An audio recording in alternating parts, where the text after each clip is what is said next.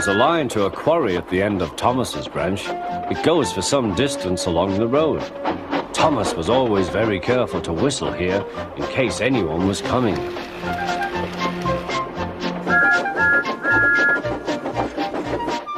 Early one morning, a large policeman was sitting close to the line. Thomas liked policemen. He had been a great friend of the constable who had just retired. Peep, peep, he whistled, "Good morning."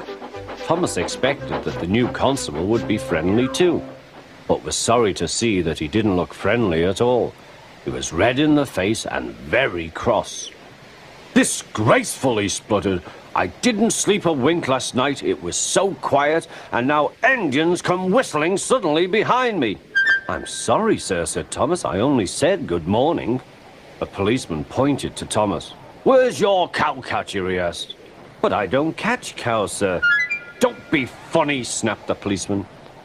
He looked at Thomas's wheels. No side plates either, and he wrote in his notebook, "Engines going on public roads must have their wheels covered and a cowcatcher in front to protect people and animals from being dragged under the wheels if they stray onto the line.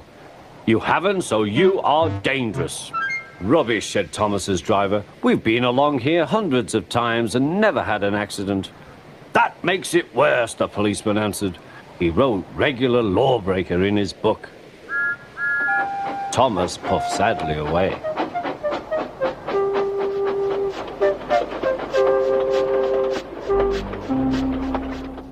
The fat controller was having breakfast. He was eating toast and marmalade. The butler came in. "Excuse me, sir, you are wanted on the telephone." "Bother that telephone," said the fat controller. "I'm sorry, my dear," he said to his wife. "Thomas is in trouble with the police, and I must go at once." At the station, Thomas's driver told the fat controller what had happened. "Dangerous to the public, indeed. We'll see about that." The fat controller spoke to the policeman. But however much he argued with him, it was no good. "The law is the law," he said, "and we can't change it." The fat controller felt exhausted.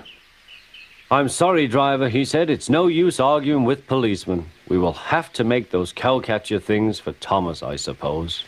"Everyone will laugh, sir," said Thomas. "They'll say I look like a tram." The fat controller stirred. Then he laughed.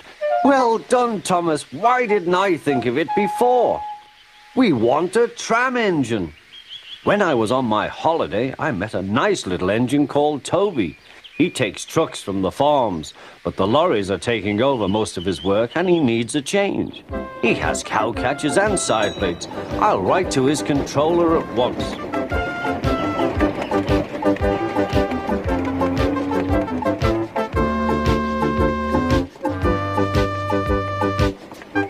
A few days later, Toby arrived. "That's a good engine," said the fat controller. "I see you've brought your coach, Henrietta." "You don't mind, do you, sir?" asked Toby. "The station master wanted to use her as a hen house, and that would never do." "No, indeed," said the fat controller. "We couldn't allow that."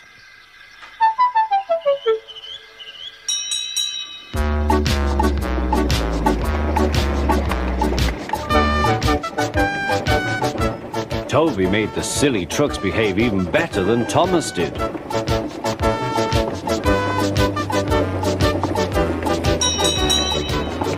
Oi, you!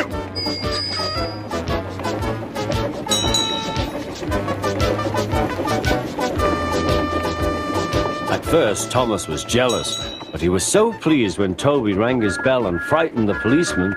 They've been firm friends ever since.